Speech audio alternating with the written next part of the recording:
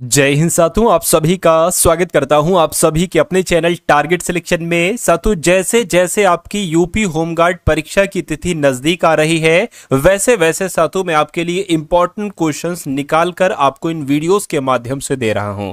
और यकीन मानिएगा साथियों कि इससे बाहर आपका पेपर नहीं जा सकता। मैं आपको डेली 100 क्वेश्चन करवा रहा हूं, जिसमें करंट अफेयर के भी सवाल होते हैं, यूपी जीके के भी, यूपी की करंट अफेयर भी, जीके जीएस सब कुछ होता है साथियों। जैसा आपका पेपर पूछा जा सकता है वैसे क्वेश्चंस मैं आपके सामने प्रस्तुत करने की कोशिश करता हूं डेली। तो अगर आप साथियों डेली वाले स्टूडेंट हैं तो इन वीडियोस के इन सवालों को भी आप लोग तैयार कर लीजिएगा। यहां से भी आपको बहुत सारे सवाल देखने को मिलेंगे। तो 25 सेट आपको कराने का मैंने वादा किया था। 25 सेट में से एक सेट आपका ये भी है 100 सवालों का।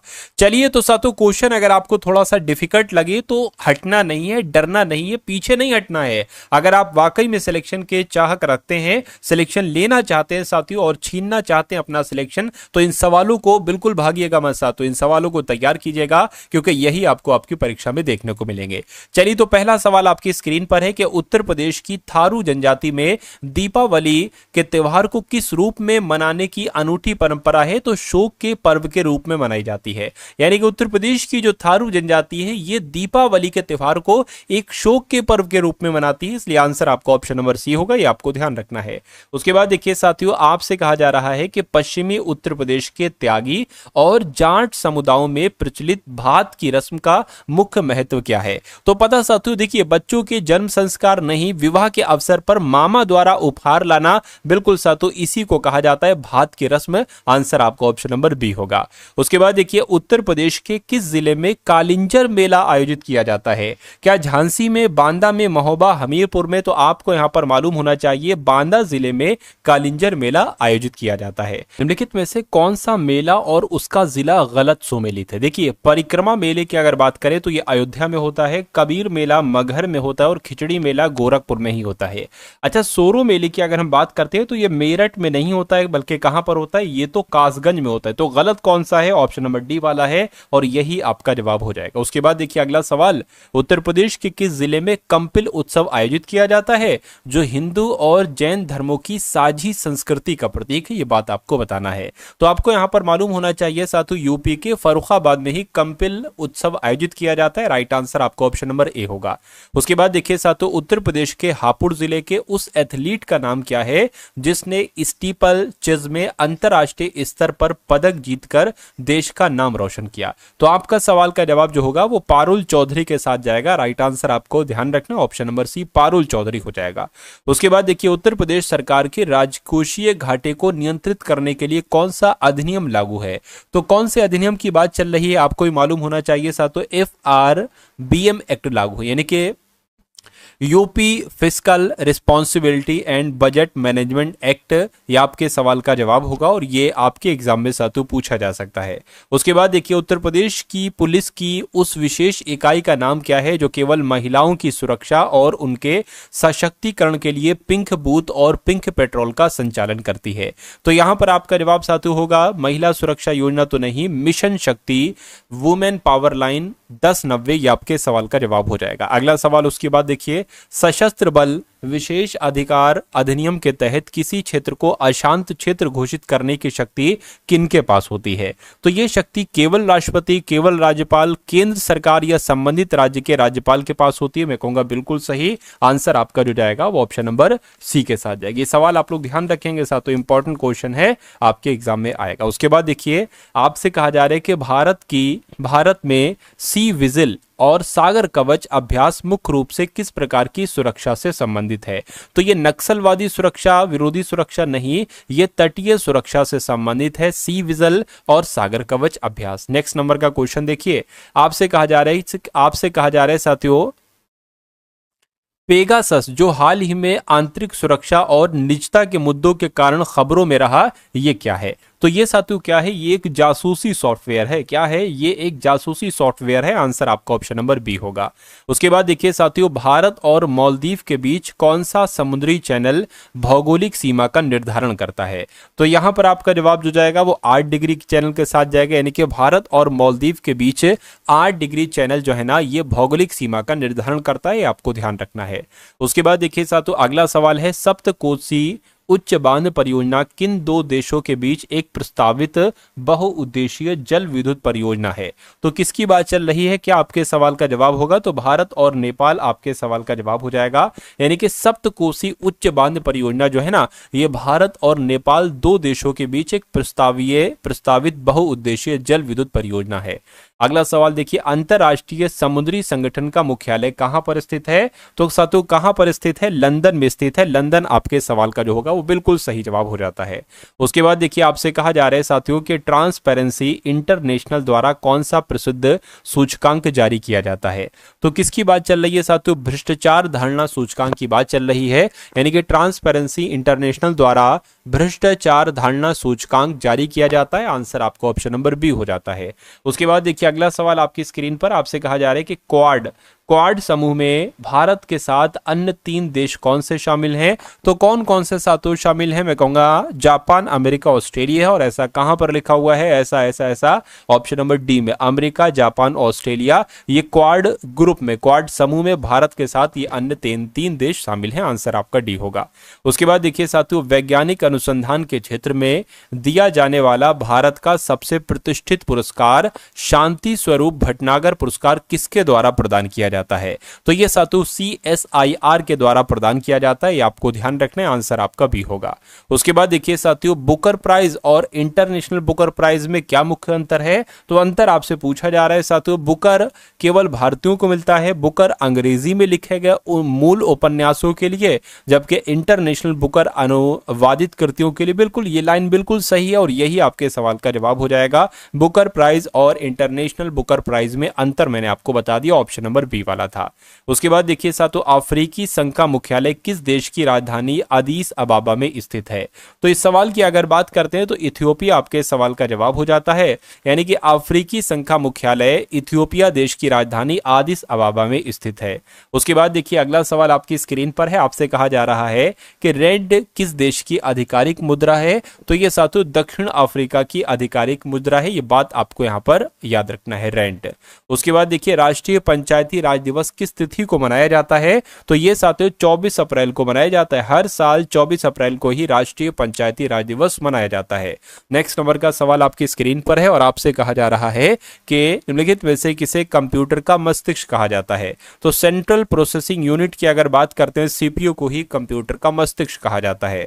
उसके बाद देखिए, ब्लॉकचेन टेक्नोलॉजी का उपयोग मुख्य रूप से किस क्षेत्र में क्रांतिकारी बदलाव के लिए किया जा रहा है? तो आपका जवाब साथियों देखिए, केवल अंतरिक्ष विज्ञान होगा, सुरक्षित डिजिटल लेन देन और सुरक्षा, डेटा सुरक्षा होगा। बिल्कुल सही साथियों, ब्लॉकचेन टेक्नोलॉजी का उपयोग जो है ना, ये किसमें किया जा रहा है? ये सुरक्षित डिजिटल लेन देन के लिए और डेटा सुरक्षा के लिए किया जाता है।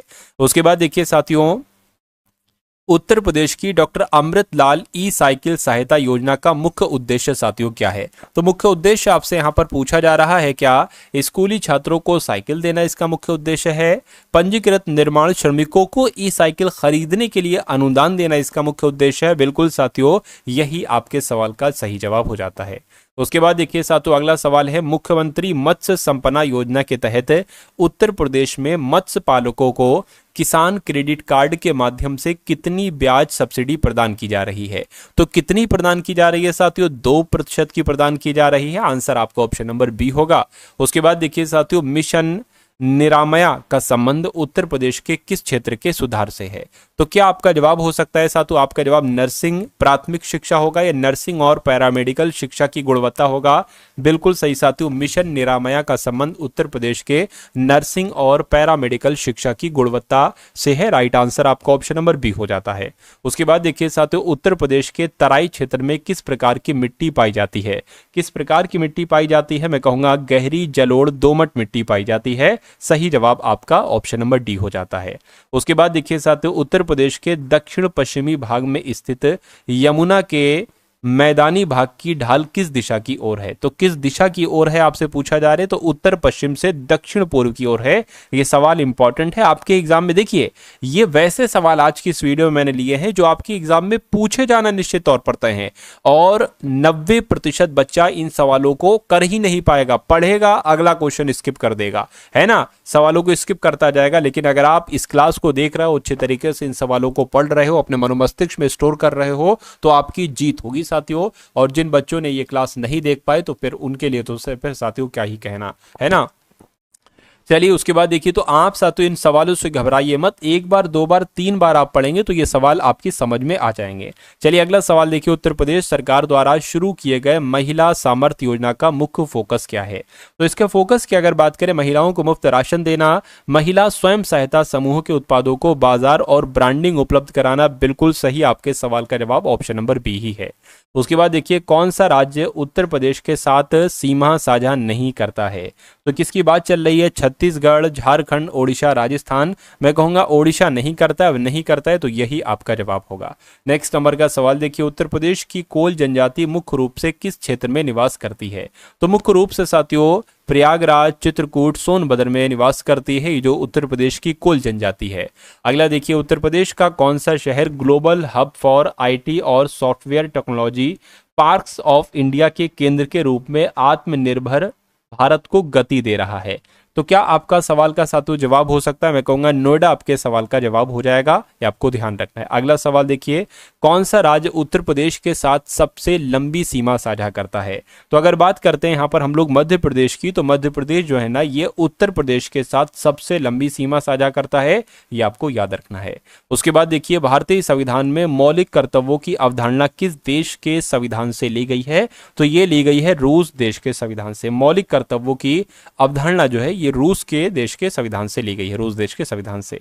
वर्ष 2025 में संपन्न हुए G7 शिखर सम्मेलन का मेजबान देश कौन था। तो कौन था साथ, तो आपसे पूछा जा रहा है, कनाडा था। तो कनाडा आपके इस क्वेश्चन का बिल्कुल सही जवाब होगा। उसके बाद देखिए, Mother Mary comes to me 2025 संस्मरण की लेखिका कौन है। तो कौन है साथियों, इनका नाम अरुंधति राय है। तो अरुंधति राय आपके सवाल का बिल्कुल सही और सटीक जवाब होगा। उसके बाद देखिए, प्रसिद्ध पुस्तक संस्कृति के 4 अध्याय, इसके लेखक कौन है, जिन्हें राष्ट्रकवि के रूप में जाना जाता है। तो 2 सवाल यहाँ पर बनते हैं साथियों, मैं कहूंगा सूर्यकांत त्रिपाठी निराला, प्रेमचंद, मैथिली शरणगुप्त नहीं साथियों, रामधारी सिंह दिनकर की अगर हम बात करें तो ये राष्ट्रकवि के रूप में जाने जाते हैं और संस्कृति के 4 अध्याय के लेखक हैं। राइट आंसर आपको ऑप्शन नंबर डी हो जाता है। अगला सवाल देखिए, सोशल मीडिया पर डॉक्सिंग नामक शब्द का अर्थ क्या है, जो सुरक्षा के लिए खतरा है। तो किसकी बात चल रही है साथियों, नई फाइलें अपलोड करना नहीं, दुर्भावनापूर्ण इरादे से किसी व्यक्ति की निजी जानकारी जैसे घर का पता, फोन नंबर, इसको ऑनलाइन पर सार्वजनिक कर देना ही साथियों डॉक्सिंग है। यानी कि आपके सवाल का जवाब ऑप्शन नंबर बी हो जाता है। उसके बाद देखिए साथियों, यूरोप की टेम्स नदी के किनारे कौन सा ऐतिहासिक शहर स्थित है, ये आपसे यहाँ पर पूछा जा रहा है। तो आपको यहाँ पर साथियों मालूम होना चाहिए, लंदन की अगर बात करते हैं तो ये टेम्स नदी के किनारे ही तो स्थित है। विश्व का दूसरा सबसे बड़ा द्वीप कौन सा है और यह किस महासागर में स्थित है। तो मैं कहूंगा न्यू गिनी विश्व का दूसरा सबसे बड़ा द्वीप है और ये साथियों साउथ वेस्ट पैसिफिक में स्थित है। राइट आंसर आपका जो जाएगा वो ऑप्शन नंबर ए होगा। उसके बाद देखिए साथियों, अगला सवाल आपकी स्क्रीन पर है, आपसे कह रहे हैं कि बाबल मंदेब जल संधि किन 2 महत्वपूर्ण जल निकायों को जोड़ती है, जिसे आंसुओं का द्वार भी कहा जाता है। ये क्वेश्चन मोस्ट इंपॉर्टेंट है, तो आपको याद रखना है बाबल मंदेब जल संधि जो है ना, ये लाल सागर और अदन की खाड़ी को जोड़ती है, जिसे आंसुओं का द्वार भी कहा जाता है। उसके बाद देखिए साथियों, आपसे कहा जा रहा है कि इंडोनेशिया का वह कौन सा ज्वालामुखी है जिसका 1883 का विस्फोट आधुनिक इतिहास के सबसे शक्तिशाली विस्फोटों में से एक माना जाता है, जिसे दुनिया भर का तापमान गिर गया था, यानी कि जिससे दुनिया भर का तापमान गिर गया था। तो क्या आपके सवाल का जवाब होगा, मैं कहूंगा साथियों क्राकाटोआ आपके सवाल का जवाब होगा। यानी कि इंडोनेशिया का वो जो क्राकाटोआ ज्वालामुखी है जिसका 1883 का विस्फोट आधुनिक इतिहास के सबसे शक्तिशाली विस्फोटों में से एक माना जाता है उसको, जिससे दुनिया भर का तापमान गिर गया था। अगला सवाल आपकी स्क्रीन पर है, कहने कि हंगरी में पाए जाने वाले शीतोष्ण घास के मैदानों को स्थानीय रूप से किस नाम से पुकारा जाता है। तो इसको साथियों पता, इसको पुस्ताज कहा जाता है। क्या कहा जाता है, इसको पुस्ताज कहा जाता है, ये आपको ध्यान रखना है। उसके बाद देखिए, जनवरी 2026 में भारत का पहला पूरी तरह से सौर ऊर्जा से चलने वाला एटीएम वैन किस भारतीय राज्य ने लॉन्च किया था? तो किसने लॉन्च किया था साथियों, आपको मालूम होना चाहिए, त्रिपुरा राज्य ने लॉन्च किया था। त्रिपुरा आपके सवाल का बिल्कुल सही जवाब होगा। उसके बाद देखिए साथियों, दिसंबर 2025 में पेश किया गया विकसित भारत गारंटी फॉर रोजगार और आजीविका मिशन विधेयक 2025 गारंटीकृत कार्य दिवसों को बढ़ाकर कितना करने का लक्ष्य रखा गया है? तो कितना करने का लक्ष्य रखा गया है? 125 दिन का लक्ष्य रखा गया है। राइट आंसर आपको ऑप्शन नंबर सी हो जाता है। उसके बाद देखिए, जनवरी 2026 में भारतीय सेना द्वारा उन्नत ड्रोन क्षमताओं के साथ बनाई गई आधुनिक युद्ध बल का नाम क्या है? तो इसका नाम साथियों क्या है? भैरव इसका नाम है। भैरव आपके सवाल का बिल्कुल करेक्ट आंसर होगा। उसके बाद देखिए, सरदार सरोवर बांध किस नदी पर बना है, आपसे पूछा जा रहा है। तो ये किस नदी पर बना है ये आपको बताना है। ये नर्मदा नदी पर बना है। तो अगर आपका जवाब ऑप्शन नंबर सी तो बिल्कुल करेक्ट है।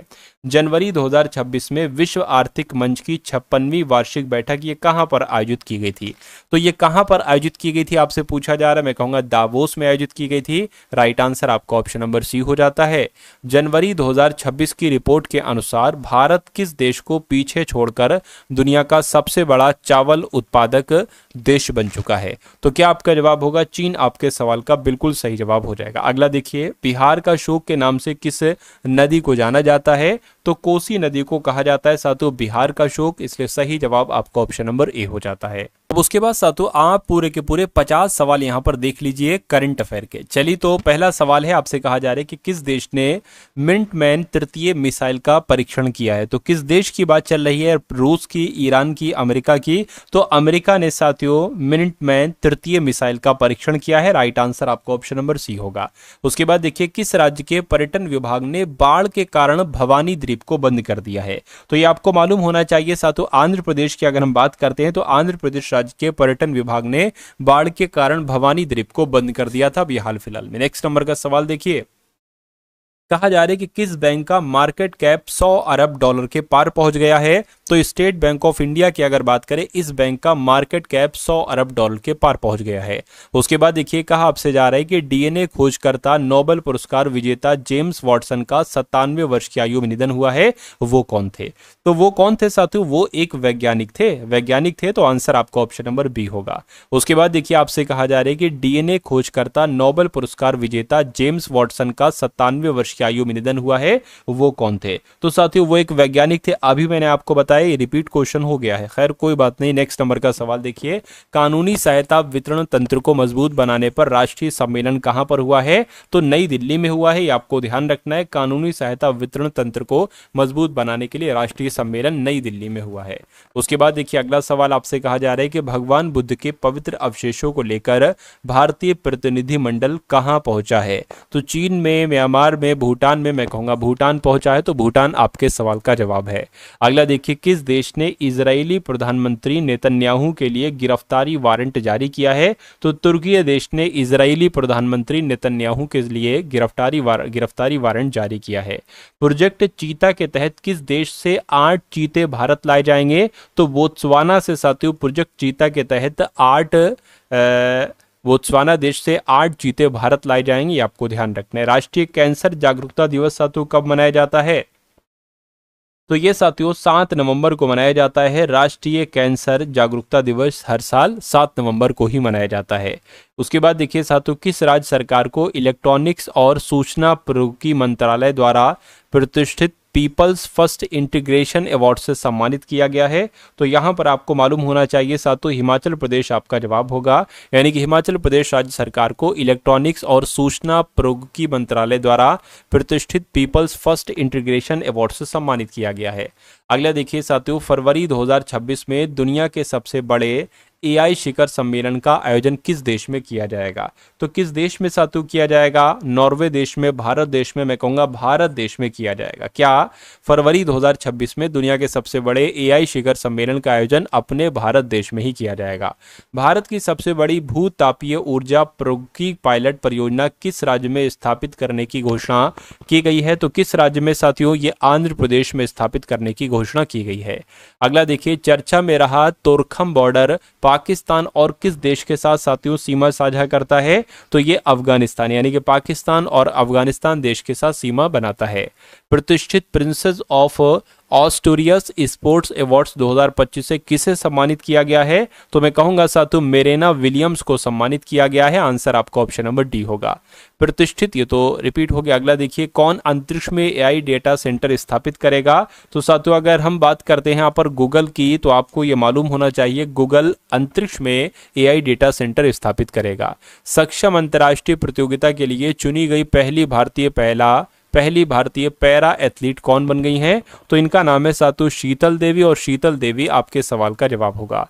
उसके बाद देखिए, युद्ध और सशस्त्र संघर्ष में पर्यावरण के शोषण को रोकने के लिए अंतर्राष्ट्रीय दिवस कब मनाया जाता है? तो सातु 6 नवंबर को मनाया जाता है। उसके बाद देखिए, किस राज्य ने वैश्विक नेतृत्व के लिए एआई इनोवेशन हब लॉन्च किया है? तो तेलंगाना राज्य ने साथियों एआई इनोवेशन हब लॉन्च किया है।